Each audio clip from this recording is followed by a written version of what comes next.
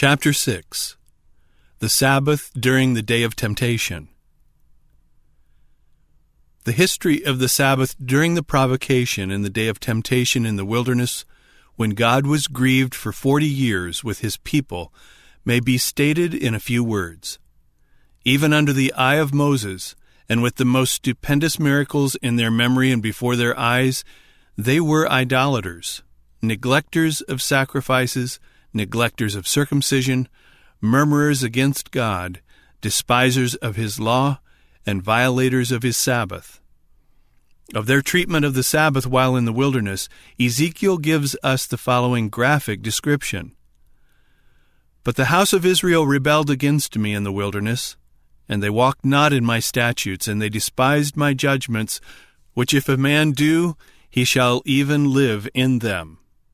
And my Sabbaths they greatly polluted.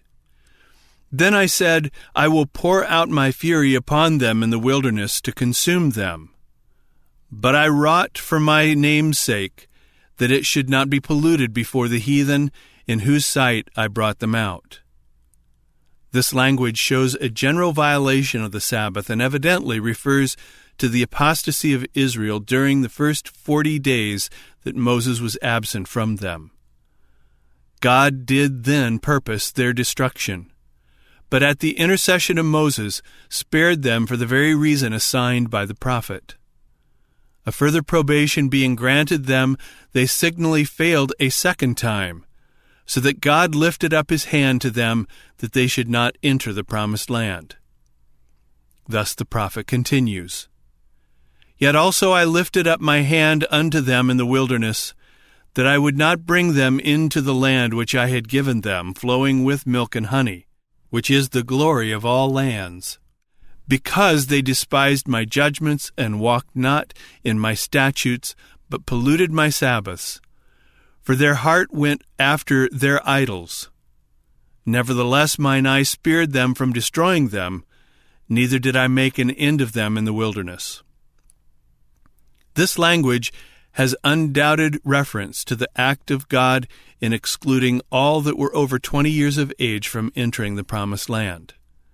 It is to be noticed that the violation of the Sabbath is distinctly stated as one of the reasons for which that generation were excluded from the land of promise. God spared the people so that the nation was not utterly cut off, for he extended to the younger part a further probation.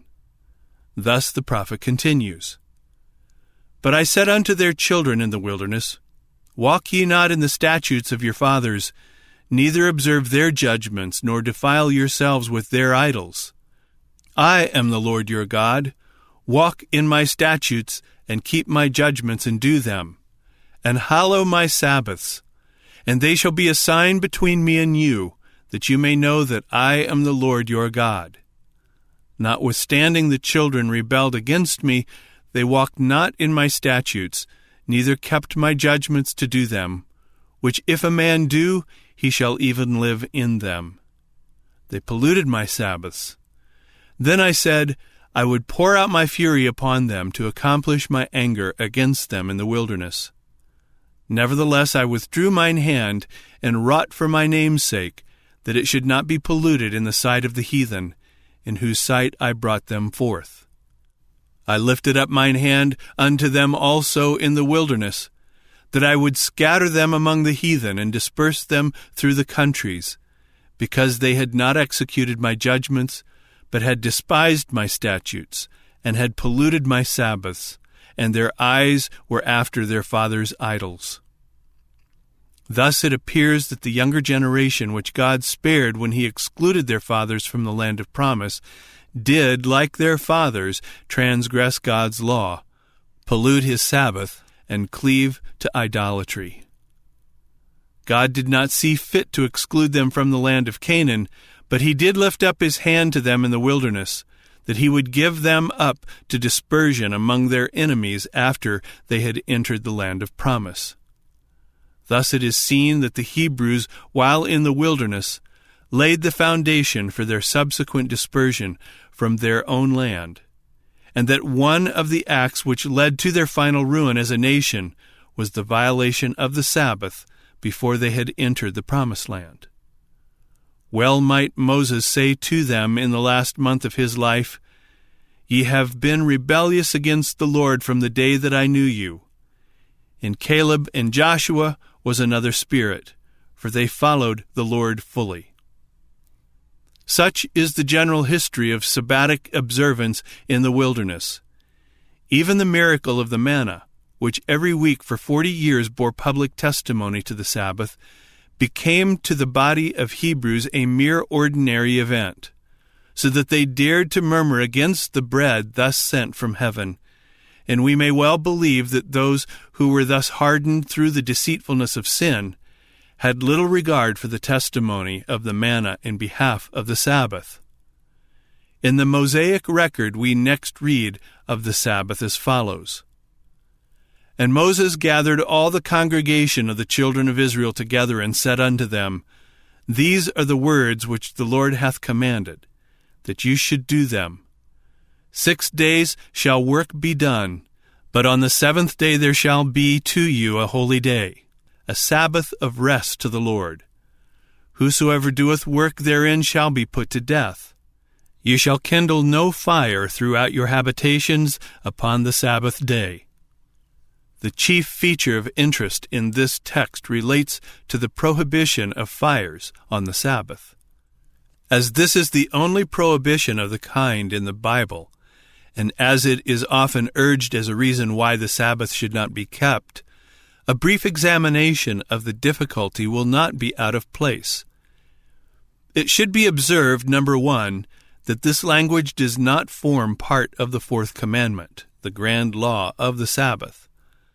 Number 2, that as there were laws pertaining to the Sabbath that were no part of the Sabbatic institution, but that grew out of its being entrusted to the Hebrews, such as the law respecting the presentation of the showbread on the Sabbath, and that respecting the burnt offering for the Sabbath, so it is at least possible that this is a precept pertaining only to that nation, and not a part of the original institution.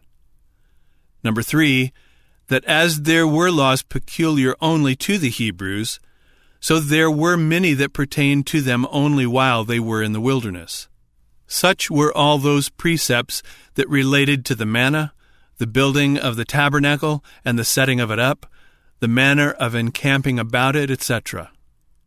Number 4, that of this class were all the statutes given, from the time that Moses brought down the second tables of stone until the close of the book of Exodus, unless the words under consideration form an exception.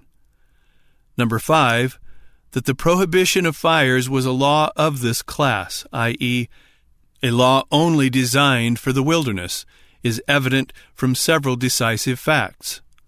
Number 1, that the land of Palestine during a part of the year is so cold that fires are necessary to prevent suffering. Number 2, that the Sabbath was not designed to be a cause of distress and suffering, but of refreshment, of delight, and of blessing.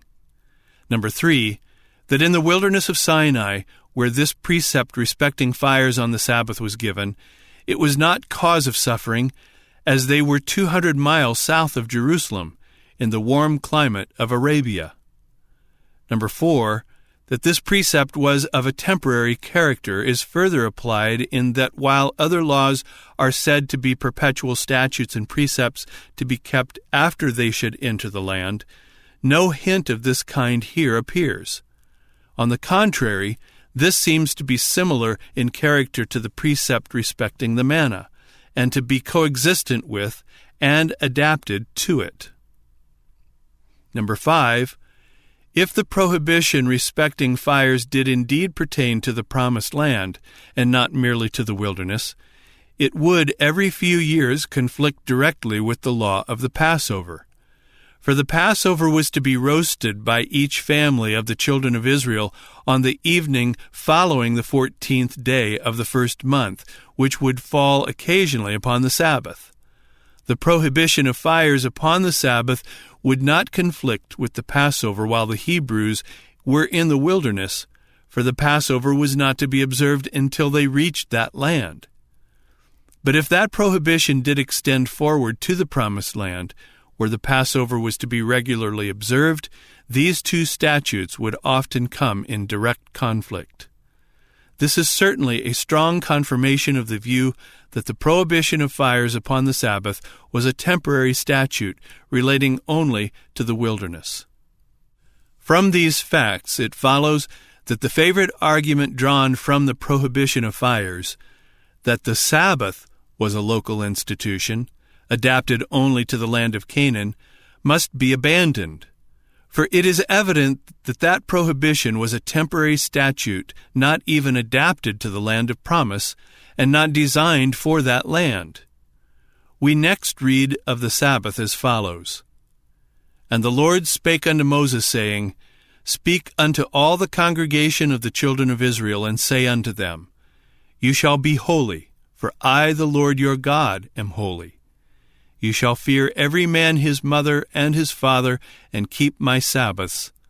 I am the Lord your God. You shall keep my Sabbaths, and reverence my sanctuary. I am the Lord. These constant references to the Sabbath contrast strikingly with the general disobedience of the people. And thus God speaks again. 6 days shall work be done, but the seventh day is the Sabbath of rest, a holy convocation. You shall do no work therein. It is the Sabbath of the Lord in all your dwellings. Thus does God solemnly designate his rest day as a season of holy worship and as the day of weekly religious assemblies. Again, the great lawgiver sets forth his Sabbath. You shall make you no idols nor graven image, neither rear you up a standing image, neither shall you set up any image of stone in your land to bow down unto it. For I am the Lord your God. You shall keep my Sabbaths and reverence my sanctuary. I am the Lord.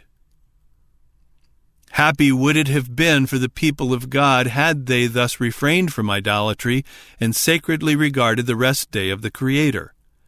Yet idolatry and Sabbath breaking were so general in the wilderness that the generation which came forth from Egypt were excluded from the promised land. After God had thus cut off from the inheritance of the land the men who had rebelled against him, we next read of the Sabbath as follows. And while the children of Israel were in the wilderness, they found a man that gathered sticks upon the Sabbath day. And they that found him gathering sticks brought him unto Moses and Aaron, and unto all the congregation. And they put him inward, because it was not declared what should be done to him. And the Lord said unto Moses, The man shall be surely put to death. All the congregation shall stone him with stones without the camp. And all the congregation brought him without the camp, and stoned him with stones, and he died, as the Lord commanded Moses. The following facts should be considered in explaining this text. Number 1, that this was a case of peculiar guilt, for the whole congregation before whom this man stood in judgment, and by whom he was put to death, were themselves guilty of violating the Sabbath, and had just been excluded from the promised land for this and other sins. Number 2, that this was not a case which came under the existing penalty of death for working upon the Sabbath, for the man was put in confinement, that the mind of the Lord respecting his guilt might be obtained. The peculiarity of his transgression may be learned from the context. The verses which next precede the case in question read thus, But the soul that doeth aught presumptuously, whether he be born in the land or a stranger, the same reproacheth the Lord, and that soul shall be cut off from among his people. Because he hath despised the word of the Lord, and hath broken his commandment, that soul shall utterly be cut off. His iniquity shall be upon him. These words being followed by this remarkable case were evidently designed to be illustrated by it. It is manifest, therefore, that this was an instance of presumptuous sin, in which the transgressor intended despite to the Spirit of grace and to the statutes of the Most High. This case cannot therefore be quoted as evidence of extraordinary strictness on the part of the Hebrews in observing the Sabbath, for we have direct evidence that they did greatly pollute it during the whole 40 years of their sojourn in the wilderness. It stands, therefore, as an instance of transgression in which the sinner intended to show his contempt for the lawgiver, and in this consisted his peculiar guilt. In the last month of his long and eventful life, Moses rehearsed all the great acts of God in behalf of his people, with the statutes and precepts that he had given them. This rehearsal is contained in the book of Deuteronomy, a name which signifies second law, and which is applied to that book, because it is a second writing of the law. It is the farewell of Moses to a disobedient and rebellious people, and he endeavors to fasten upon them the strongest possible sense of personal obligation to obey. Thus, when he is about to rehearse the 10 Commandments, he uses language evidently designed to impress upon the minds of the Hebrews a sense of their individual obligation to do what God had commanded. Thus he says, "Hear, O Israel, the statutes and judgments which I speak in your ears this day, that you may learn them and keep and do them. The Lord our God made a covenant with us in Horeb. The Lord made not this covenant with our fathers, but with us, even us, who are all of us here alive this day." It was not the act of your fathers that placed this responsibility upon you, but your own individual acts that brought you into the bond of this covenant. You have personally pledged yourselves to the Most High to keep these precepts. Such is the obvious import of this language. Yet it has been gravely adduced as proof that the Sabbath of the Lord was made for the Hebrews and was not obligatory upon the patriarchs.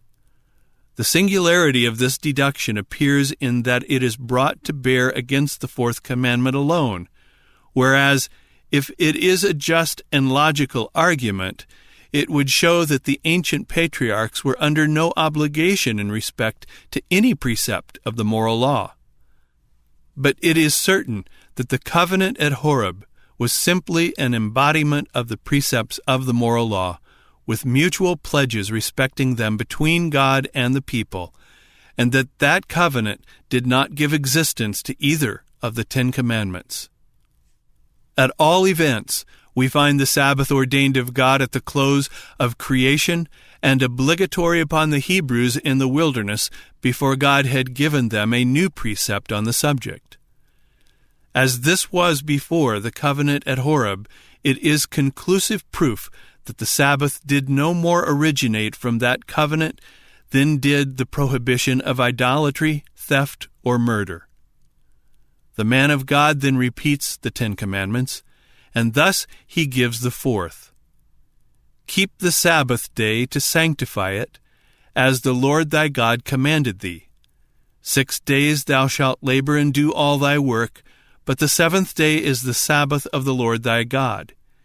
In it thou shalt not do any work, thou, nor thy son, nor thy daughter, nor thy manservant, nor thy maidservant, nor thine ox, nor thine ass, not any of thy cattle, nor thy stranger that is within thy gates, that thy manservant and thy maidservant may rest as well as thou. And remember that thou was a servant in the land of Egypt, and that the Lord thy God brought thee out thence through a mighty hand and by a stretched out arm. Therefore the Lord thy God commanded thee to keep the Sabbath day." It is a singular fact that this scripture is uniformly quoted by those who write against the Sabbath as the original 4th commandment, while the original precept itself is carefully left out. Yet there is the strongest evidence that this is not the original precept, for Moses rehearses these words at the end of the 40 years' sojourn, whereas the original commandment was given in the 3rd month after the departure from Egypt. The commandment itself, as here given, contains direct proof on the point.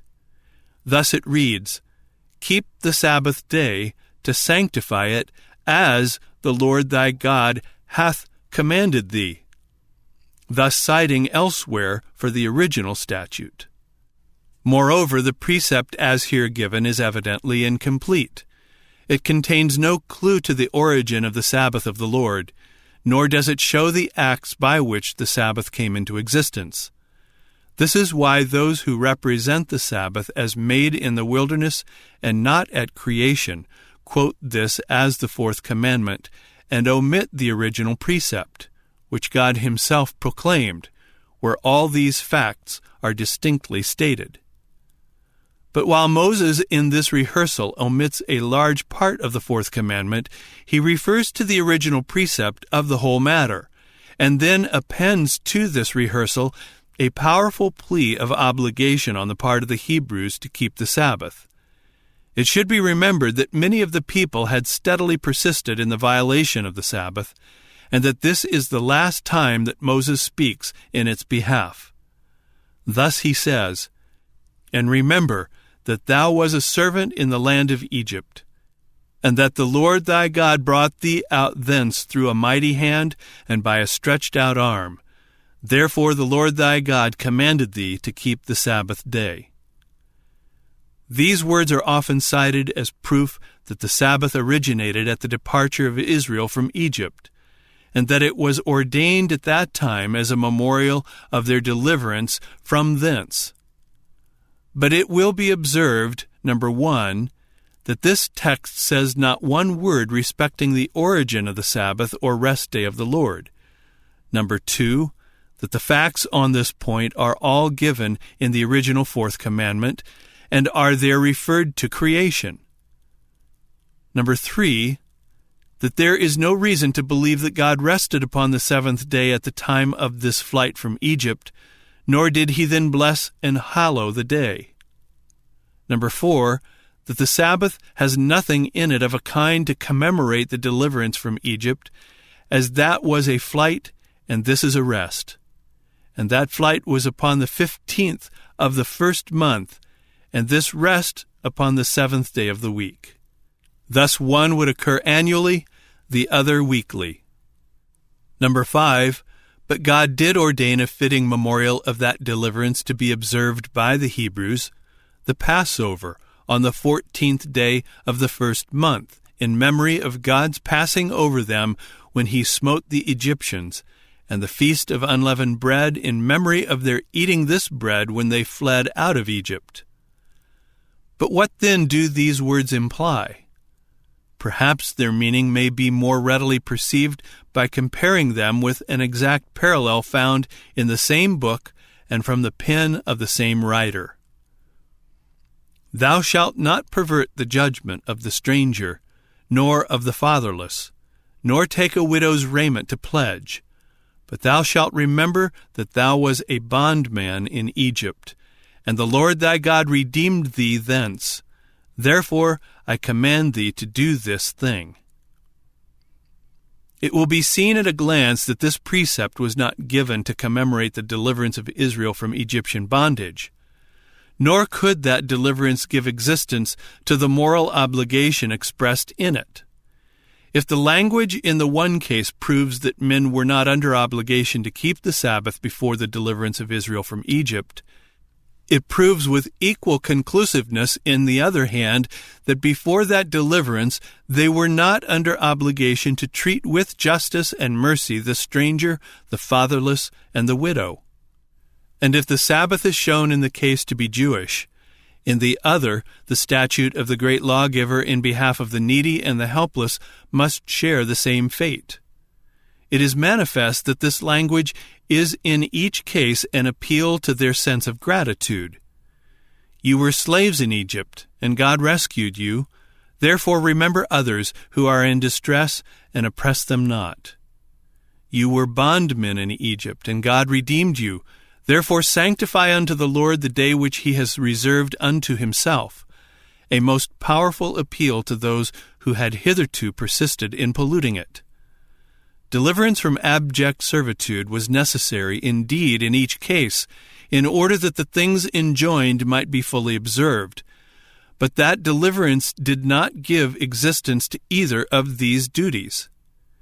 It was indeed one of the acts by which the Sabbath of the Lord was given to that nation, but it was not one of the acts by which God made the Sabbath, nor did it render the rest day of the Lord a Jewish institution.